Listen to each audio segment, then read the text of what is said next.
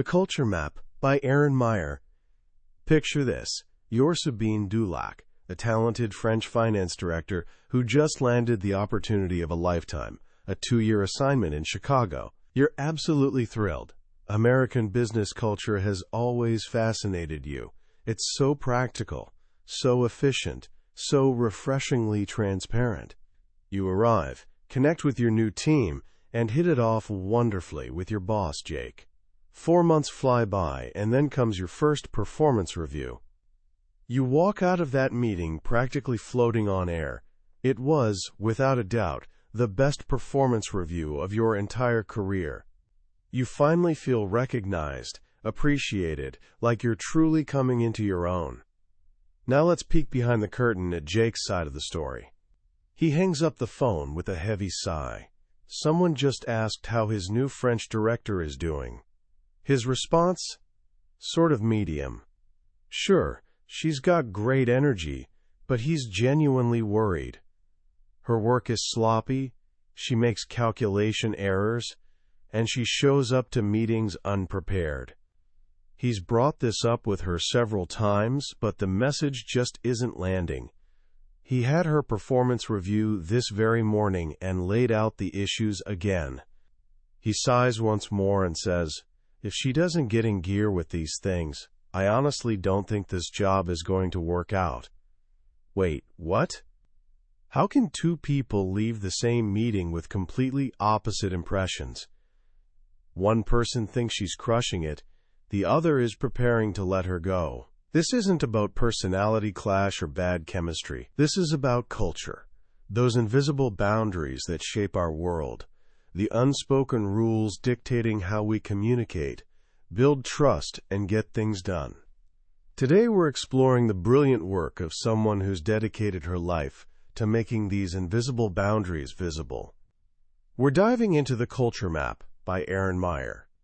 Erin Meyer is a professor at INSEAD, one of the world's most international business schools. Her classroom is basically a living laboratory, a beautiful, chaotic mix where executives from dozens of countries converge, bringing their unique cultural assumptions with them.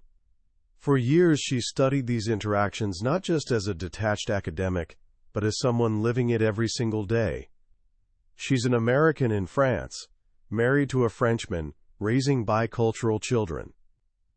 From this fascinating vantage point, she's created a powerful framework of 8 simple scales that work like a map, helping us navigate the complex terrain of global business. This isn't just a book for CEOs running multinational corporations. This is for anyone who works with people from different backgrounds. It's for the student collaborating on a project with an international teammate. It's for the engineer on a video call with an overseas supplier.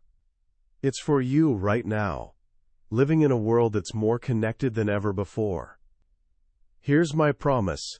By the end of our time together, you'll have a completely new lens for seeing the world. You'll understand why an American might seem friendly without actually being your friend, why a German colleague's bluntness is respect rather than rudeness, and why your Japanese partners take forever to make decisions but then execute them at lightning speed. You'll gain a map that transforms cultural misunderstandings into moments of genuine connection and insight. So let's begin our journey and break through the invisible boundaries of our global world. Have you ever felt like you were speaking the same language as someone, but somehow just not communicating? You say one thing, they hear something completely different. The story of Sabine and her American boss is a perfect, if painful, example. She heard praise, he delivered a warning. The disconnect wasn't in their words. It was in the cultural context behind them. This is the first and perhaps most fundamental scale on our culture map: communication. Erin Meyer explains that cultures communicate along a spectrum. On one end, you have low-context cultures. On the other, high-context cultures. In a low-context culture, think the United States, Australia, or the Netherlands, good communication is precise, simple, and crystal clear. Messages are expressed and understood at face value. Repetition is actually appreciated if it helps clarify the message. Here's the key. The responsibility for understanding rests squarely on the speaker's shoulders. As an American teacher might say what you mean and mean what you say. Or, remember the classic presentation rule. Tell them what you're going to tell them. Then tell them what you've told them. It's all about clarity and being explicit. Now contrast that with a high-context culture, like Japan, China, Iran, or Brazil. Here, good communication is sophisticated, nuanced, and layered. Messages are often implied rather than plainly expressed. You have to read between the lines. The responsibility for understanding is shared between speaker and listener.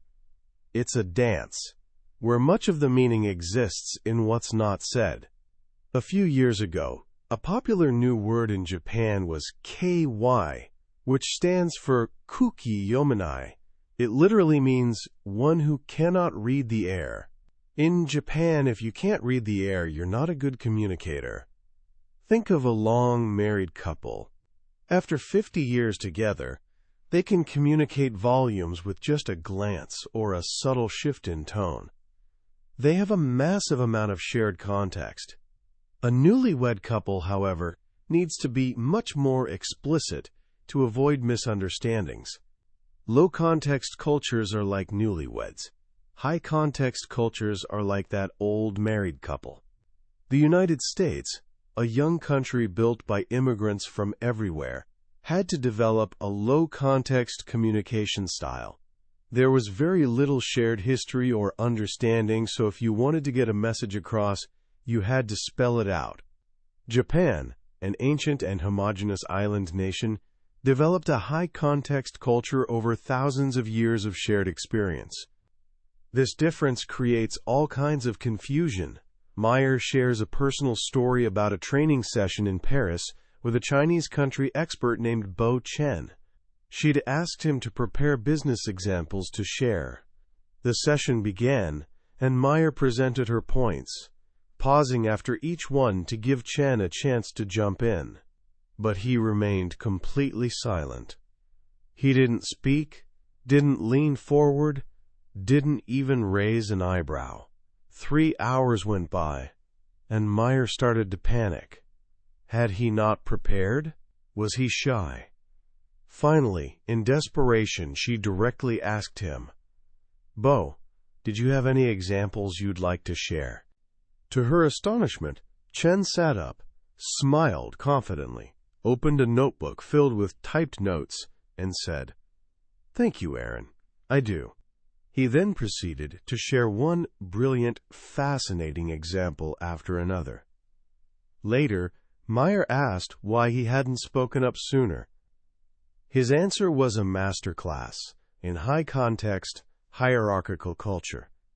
He explained, "In this room, Erin is the chairman of the meeting. As she is the senior person, I wait for her to call on me. And while I'm waiting, I should show I'm a good listener by keeping both my voice and my body quiet." He also noted that Westerners tend to speak on top of each other, leaving no space for a more patient communicator to enter the conversation. He was waiting for a respectful pause that, from his perspective, never came. For Meyer, the silence meant, "I have nothing to say." For Chen, the silence meant, "I'm listening respectfully and waiting for my turn." This is the danger of not being able to read the air. This brings us to our second scale, which is closely related but distinctly different: evaluating.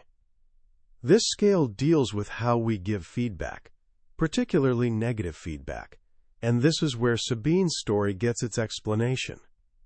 You might assume that low-context cultures are always direct with feedback, and high-context cultures are always indirect. But it's not that simple. The French, for instance, are a high-context culture. They communicate with nuance and subtext. But when it comes to negative feedback, they can be incredibly direct. Americans, on the other hand, are the lowest context culture in the world. yet they have a famously indirect way of delivering criticism. This creates our first four-quadrant map, combining the communicating and evaluating scales.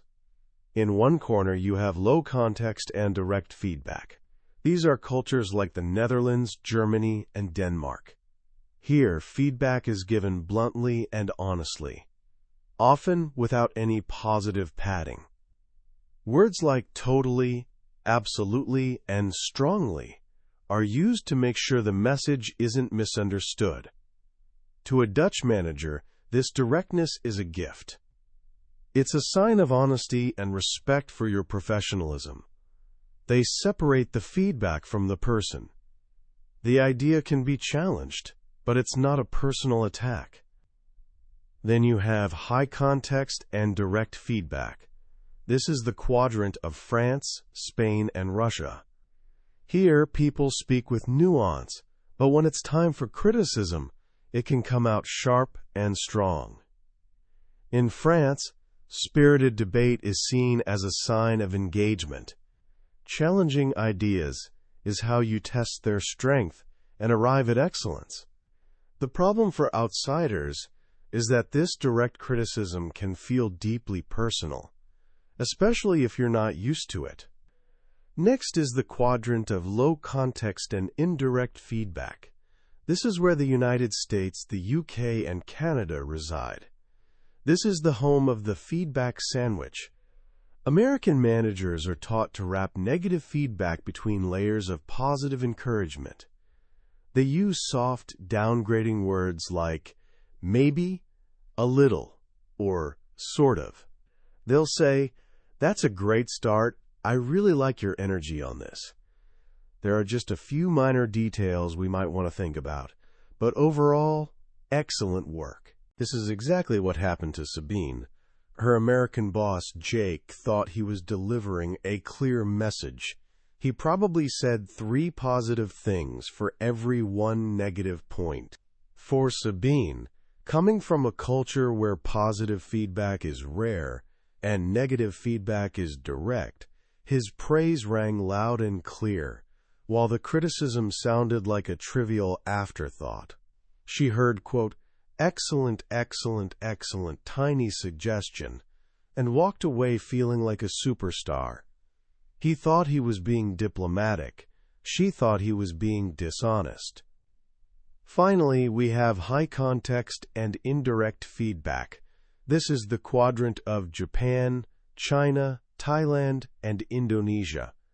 Here, negative feedback is given with extreme subtlety. It's often implied, and almost never given in front of a group, as that would cause a tremendous loss of face or public reputation. Disagreement is expressed so softly you might miss it entirely. Instead of saying no, a colleague might say, "It will be very difficult, but I will do my best." The real message is, this is not going to happen. So how do we navigate this minefield? Meyer offers some simple but powerful advice. When working with cultures that are more direct than yours, don't try to mimic them. You'll likely get it wrong and come across as rude. Instead, learn to accept their feedback without taking it personally. And when you give feedback, be aware that you might need to be more explicit than you're used to. If you're working with more indirect cultures, especially those from the last quadrant, the rules are different. Never give negative feedback to an individual in front of a group, and learn the art of blurring the message. You might give feedback slowly, over a period of time. You might do it over a meal or a drink, in a relaxed setting, to soften the blow. Or you might only mention the positive parts, with the unspoken understanding that the parts you don't mention are the ones that need work. The lesson here is that politeness is in the eye of the beholder. What feels like honest, constructive criticism in one culture can feel like a brutal personal attack in another. Understanding where you and your colleagues fall on these two scales is the first step to communicating effectively. Now, once we understand how we communicate, the next question is, how do we persuade? How do we convince others that our ideas have merit? This brings us to the third scale on our map, persuading. Meyer identifies two main styles of reasoning, principles first and applications first. Principles first reasoning, sometimes called deductive reasoning, starts with a general principle or theory and then moves to a practical conclusion. You first explain the why, and only then do you get to the how. For example, you might start with the principle, all men are mortal. Then you state the fact, Socrates is a man. From there, you logically conclude, therefore Socrates is mortal. Cultures in France, Italy, Germany, and Russia tend to favor this approach. Their education systems train them to first understand the theory before applying it. A French manager once told Meyer that in school they had to calculate the value of pi as a class before they were allowed to use it in a formula. On the other side of the scale is applications. First, reasoning, or inductive reasoning. This approach starts with real-world observations and facts, and from there, a general conclusion is drawn. You focus on the how first, and the why comes later, if at all. If you visit Minnesota in January 100 times, and every time it's freezing cold, you induce the general principle, Minnesota winters are cold. Anglo-Saxon cultures like the United States, the UK, and Australia are strongly applications first. Their education systems emphasize practical application over abstract theory. The famous case study method used in American business schools is a perfect example of applications-first thinking. Students read a real-life business story and then extract general lessons from it. This difference in reasoning style can lead to massive frustration. Meyer tells the story of Kara Williams, an American engineer working for a German auto company. She was an expert in her field and had to present her recommendations to a group of German directors. Being a good applications-first thinker, she got straight to the point. She started her presentation with her key recommendations. Before she could even finish her first slide, a German director interrupted her. "How did you get to these conclusions? You're giving us your recommendations, but I don't understand how you got here." Another chimed in, "Please explain what methodology you used." Kara was completely thrown. She felt they were attacking her credibility and showing a lack of respect. Why were they questioning her expertise? From her perspective, her job was to provide the answer, not to walk them through every step of how she found it. The presentation went downhill from there, and her recommendations were rejected. Her German colleagues weren't trying to be difficult. They were principles-first thinkers. For them, a conclusion is only credible if the reasoning and methodology behind it are sound. You can't just swallow an argument without first understanding its foundation. They felt she was treating them like they were stupid, expecting them to accept her ideas without any proof. For Kara, getting to the point quickly was a sign of efficiency. For the Germans, it was a sign of sloppy thinking. The key to persuading a principles-first audience is to spend more time setting the context and explaining your methodology before you get to your conclusion.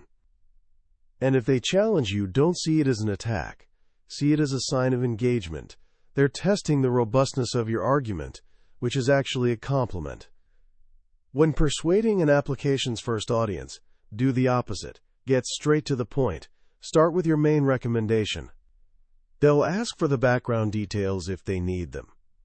A French manager learned this the hard way when his British colleagues kept ignoring his long, carefully crafted emails.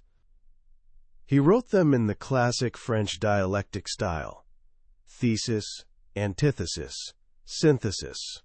He would build up his argument, address potential counter-arguments, and then finally arrive at his conclusion in the last paragraph. His British colleagues, however, would read the first paragraph, see no clear point, and move the email to their read later folder, which of course meant read never. A colleague finally told him, "If your email doesn't fit on the screen of an iPhone, it risks not getting read." But there's a fascinating twist to this scale. When we look at Asian cultures, we find a completely different pattern of thinking that doesn't fit neatly on the principles first or applications first spectrum. This is holistic thinking. Western thought, influenced by Aristotle, tends to be specific. We can remove an object from its environment and analyze it in isolation. A piece of wood floating has the property of levity. A rock falling has the property of gravity. We focus on the object itself. Asian thought, influenced by Taoism and Confucianism, is more holistic. It focuses on the interconnectedness of things. An object can only be understood in relation to its environment or the field in which it exists. Action always occurs in a field of forces. Think of yin and yang, two seemingly opposite forces that are actually interdependent and interconnected. Meyer illustrates this with a remarkable study by Professor Richard Nisbett. He showed American and Japanese participants short animated videos of an underwater scene. When asked what they saw, the Americans almost always mentioned the biggest, brightest, fastest-moving fish in the foreground. The Japanese, on the other hand, were more likely to talk about the background, the plants, the water, the smaller animals. They also made twice as many comments about the relationship between the foreground and the background. In another study, when asked to take a photo of a person, Americans took a close-up of the face. The Japanese took a photo that showed the person in their environment, with the human figure often being quite small. For the American, the photo was of a person. For the Japanese, you can't understand a person without seeing them in their context. This macro to micro thinking shows up everywhere. The Chinese write an address starting with the country, then the province, then the city, and finally the street. Westerners do the opposite. The Chinese put the surname first, then the given name. Again, the opposite. When Meyer was teaching a group of Chinese executives, she noticed a pattern. She would ask a specific question, and they would respond by talking about something that seemed completely unrelated. They would discuss their experiences in Hungary, or the role of hierarchy in their company, or the behavior of young people in the tech industry. For several minutes it seemed they were completely ignoring the question. But then, after exploring all this contextual information, they would loop back and connect it all to the original question, arriving at a conclusion. For a Western specific thinker, this can feel inefficient and confusing. Just get to the point, we want to scream. But for a holistic thinker, you can't get to the point without first understanding the big picture. All the pieces are connected, and to ignore the context is to misunderstand the problem. This means that when you're trying to persuade, manage, or motivate someone from a holistic culture, you'll be far more effective if you take the time to explain the big picture and show how all the pieces fit together. Don't just assign a task. Explain how that task connects to the team's goal, the department's mission, and the company's vision. Our styles of communication and persuasion are deeply tied to how we view power and authority. This leads us to our next two interconnected scales, leading and deciding. The leading scale measures the degree of respect and deference shown to authority figures. It runs from egalitarian to hierarchical. This is what the famous researcher Geert Hofstede called power distance. In egalitarian cultures like Denmark, Sweden, or the Netherlands, the ideal distance between a boss and a subordinate is low.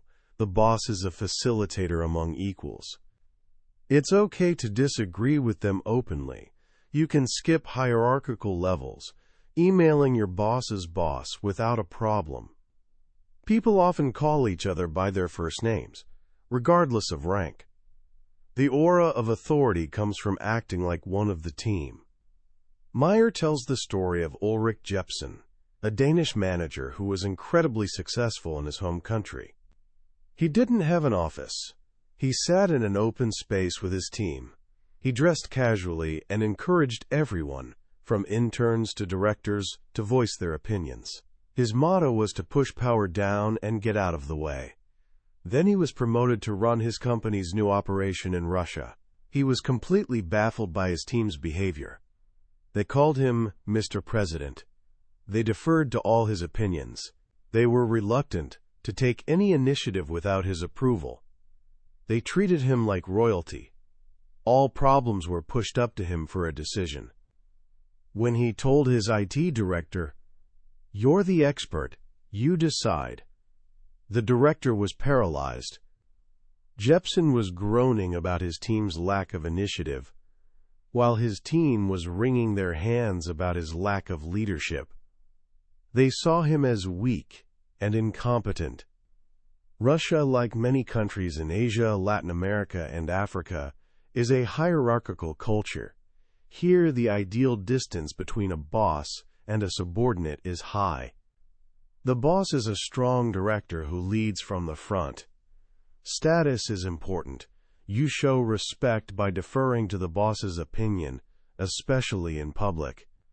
Communication follows the hierarchical chain. An aura of authority comes from setting yourself apart. These differences have deep historical roots.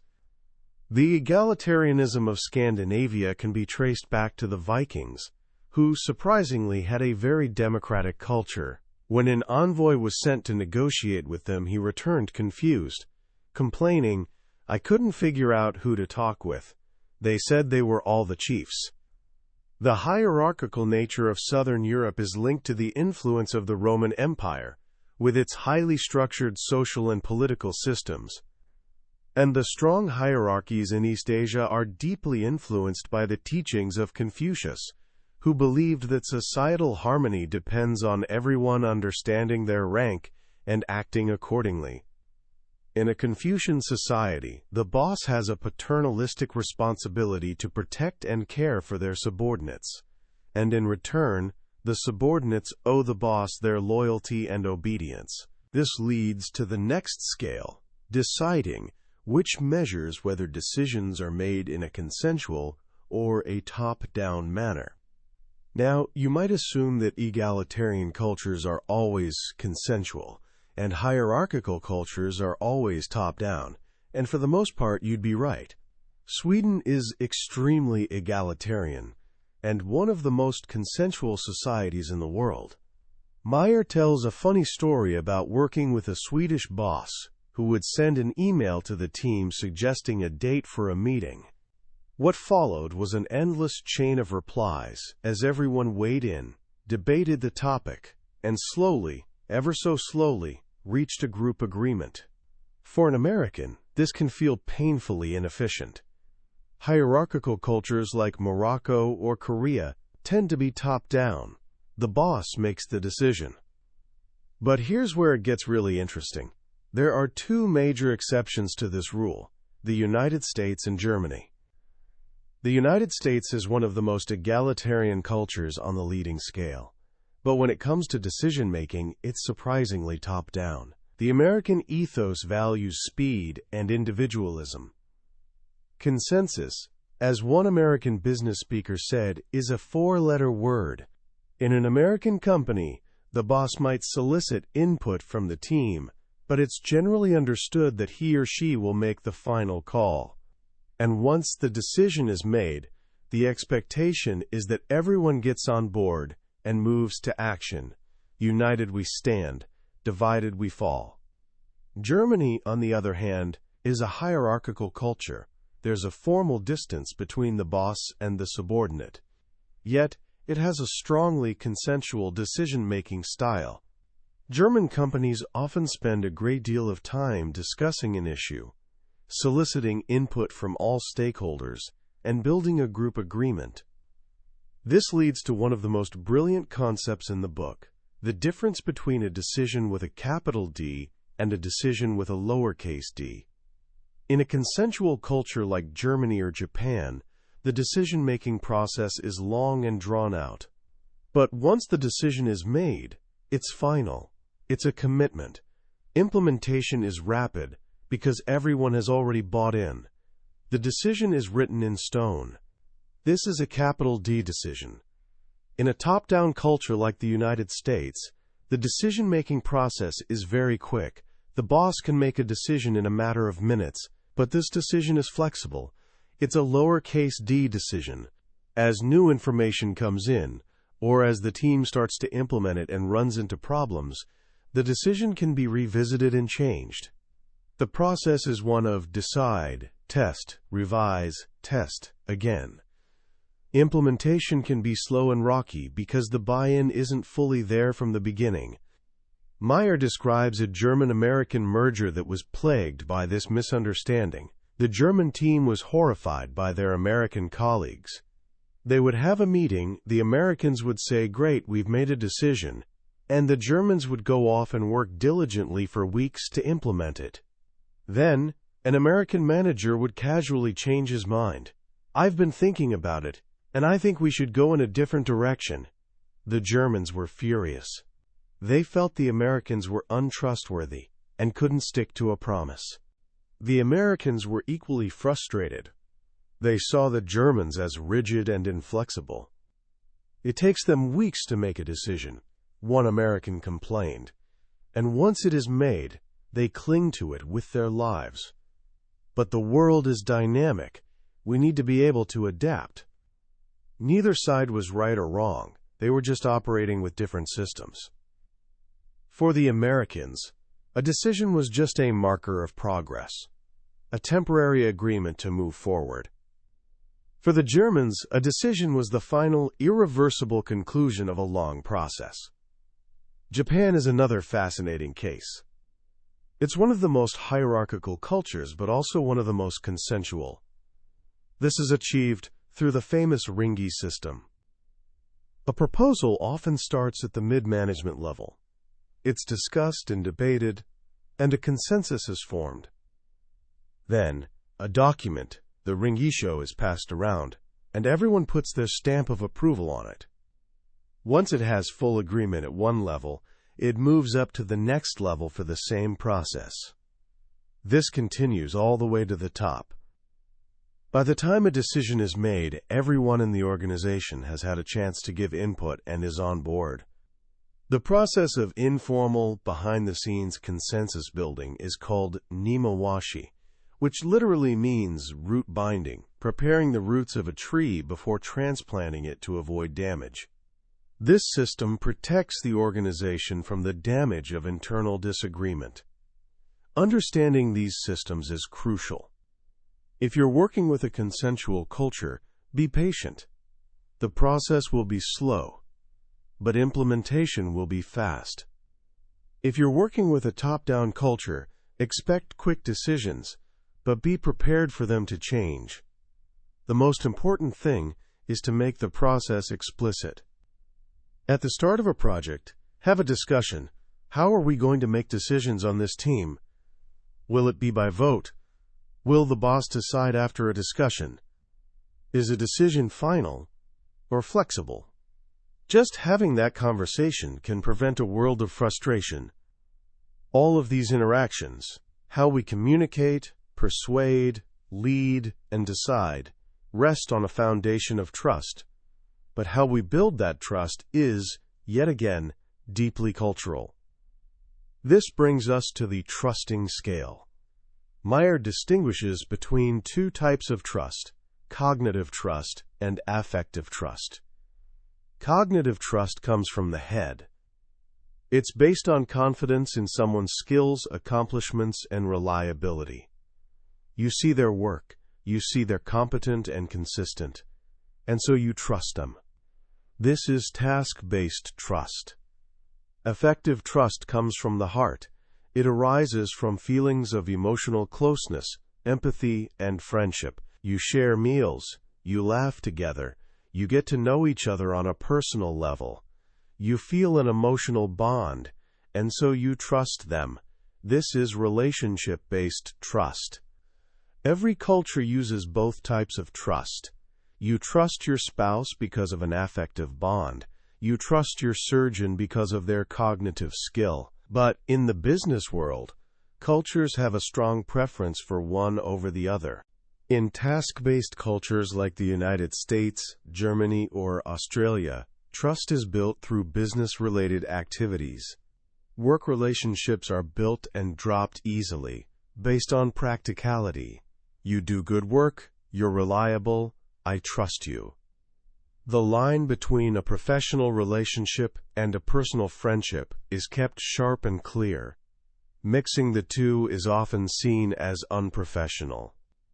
In relationship-based cultures like Brazil, China, Nigeria, or Saudi Arabia, trust is built through sharing meals, evening drinks, and personal time.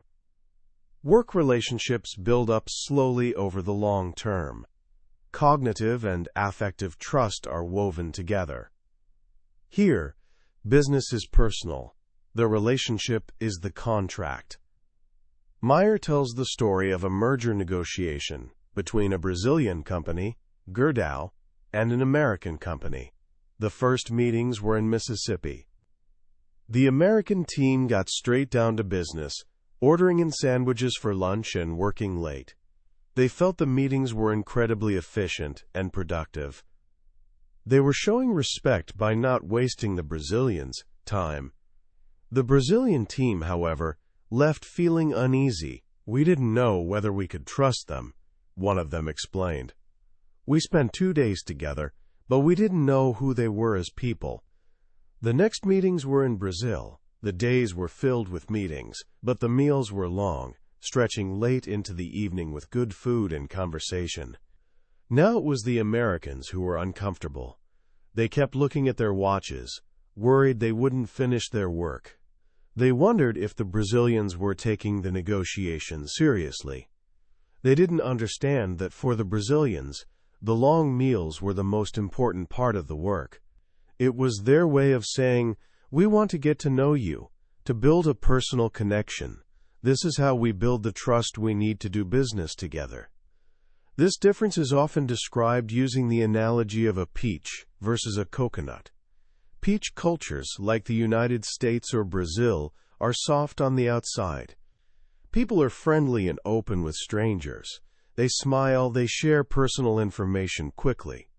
But once you get past that soft outer layer, you hit the hard pit in the middle. Friendliness doesn't equal friendship. An American might share their life story with you on an airplane, but at the end of the flight, they'll say, "Nice to meet you," and you'll never see them again. This can feel fake or hypocritical to someone from a coconut culture. Coconut cultures like Russia, Germany, or France are hard on the outside. People are more closed off with strangers. They don't smile as much, and they don't share personal information easily. It takes time and effort to break through that hard outer shell. But if you do, they become warm, loyal friends for life. So how do you build trust across these divides? The general rule is that investing in relationship building will almost always pay off. Even if you're working with another task-based culture, when you're working with a relationship-based culture, it's not optional. It's essential. Share meals. Go out for drinks. In Japan, the culture of communication, a blend of the Japanese word for drink and communication, is a vital part of business. It's in the informal, after-hours settings that real thoughts are shared and connections are forged. Dare to show your real self, not just your professional persona. In many cultures, the willingness to be vulnerable and authentic is what builds the deepest trust. And remember why this is so important, especially in emerging markets. In a country with a highly reliable legal system, you can do business with someone you don't know because the contract protects you. If they don't pay, you can take them to court. But in a country where the legal system is less reliable, the personal relationship is your only safety net. The relationship is the contract. Finally, we arrive at our last scale, scheduling, which looks at how we perceive and manage time. This runs from linear time to flexible time. In linear time cultures like Germany, Japan, Switzerland, and the United States, Time is seen as a finite resource that can be saved, spent, or wasted. Project steps are approached in a sequential fashion, one thing at a time. The focus is on the deadline and sticking to the schedule. Punctuality is paramount. A meeting has a clear agenda. It starts on time, and it ends on time. Interruptions are seen as rude and unprofessional. In flexible time cultures like India, Nigeria, Brazil, and Saudi Arabia, time is more fluid. Project steps are approached in a fluid manner. Many things are dealt with at once, and interruptions are accepted. The focus is on adaptability. Plans can and will change. The relationship is more important than the schedule. Meyer shares a story of giving a presentation in Denver, where the organizer held up cards every 10 minutes, counting down to a big black 0 that meant your time is up. A few days later in Brazil, she was scheduled to speak for 45 minutes. Her host told her, "Please feel free to take more time if you like." She took 65 minutes and felt bad for going over. Her host approached her afterward and said, "It was great, but you ended so early." For the American organizer, good customer service meant respecting the schedule to the minute. For the Brazilian host, good customer service meant being flexible enough to meet the needs and interests of the audience, regardless of the clock.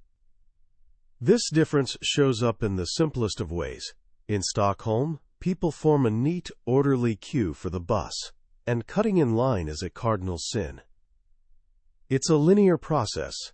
In India, a line is more like an evergreen tree, with branches sprouting off the main trunk as people create their own parallel lines.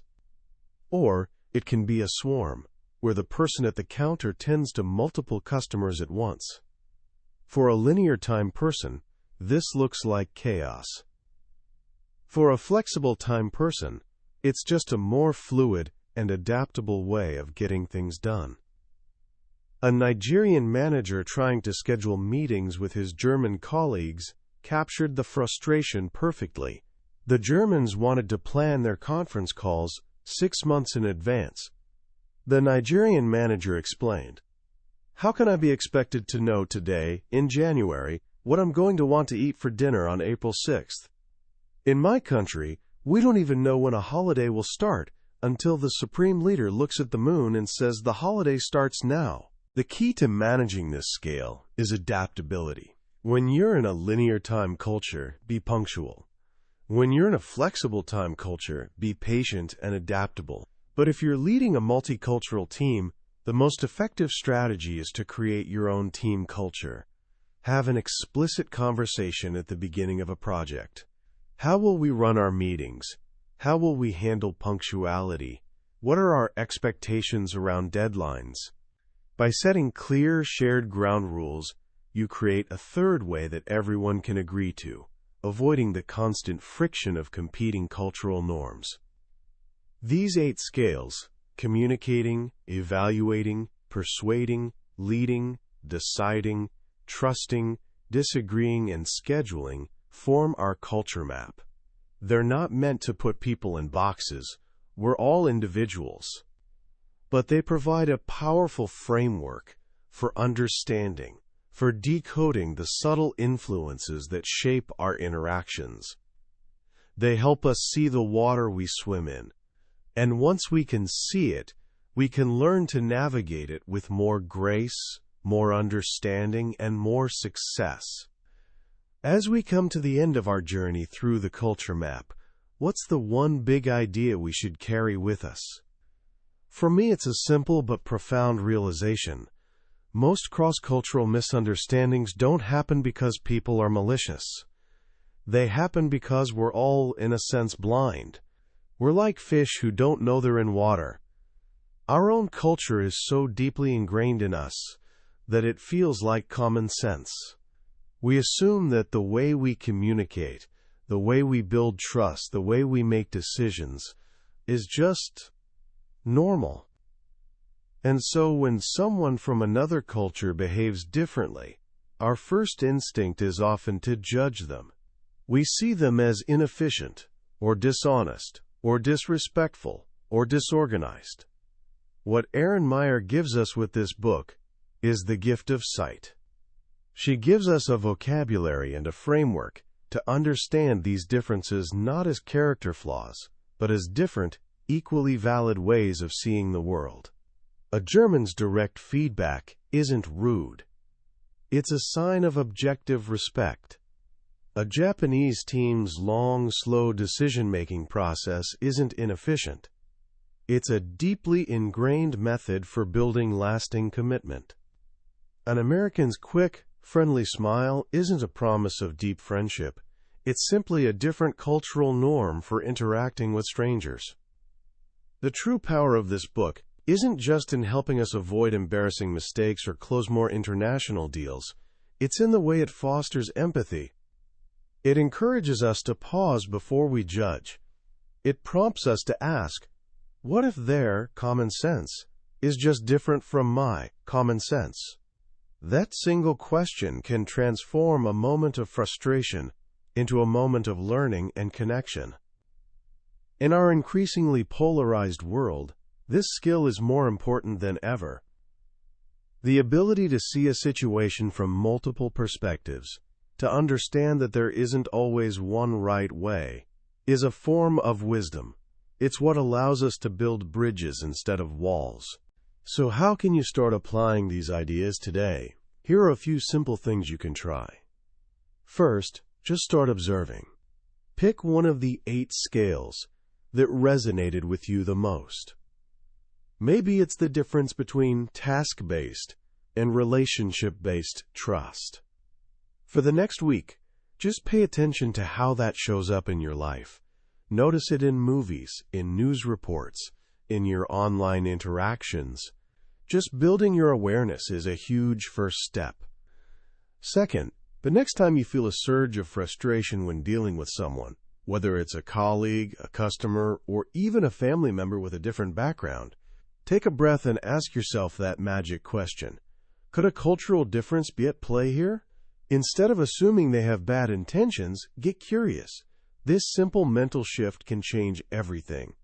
And third, practice what Meyer calls framing. If you know your style might be misinterpreted, explain it. You could say something like, "In my culture, we often debate ideas very directly. Please know that if I challenge your idea, it's a sign that I'm interested, not that I'm criticizing you personally." A few words of explanation can provide the context that others need to understand your behavior correctly. Ultimately, the culture map is not just a guide to global business. It's a guide to being a more thoughtful, effective, and empathetic human being in a complex and interconnected world. It teaches us that while we're all fundamentally the same, our cultural programming makes us beautifully, fascinatingly different. And learning to navigate those differences is one of the most valuable skills we can acquire. That was a summary of The Culture Map by Erin Meyer. We've touched on the key ideas and stories today, but I'll be honest with you. A summary is like looking at a map of a beautiful city. It can show you the layout, but it can't let you feel the energy of the streets, smell the food from a local cafe, or hear the music drifting from an open window. The real magic happens when you explore the city for yourself. This summary is designed to help you decide if this particular journey is one you want to take. If anything we've talked about has sparked your curiosity or made you see your own interactions in a new light, I encourage you to grab a copy of the book. Reading it isn't just about learning concepts. It's about gaining a new perspective that can genuinely change the way you connect with the world. You can find a link to the book in the description below. Also, if you found this summary valuable, I'd be so grateful if you could take a moment to hit that like button and subscribe to the channel. It lets me know that these journeys are helpful for you, and it ensures you won't miss our next exploration into another life-changing book. Let's keep learning and growing together.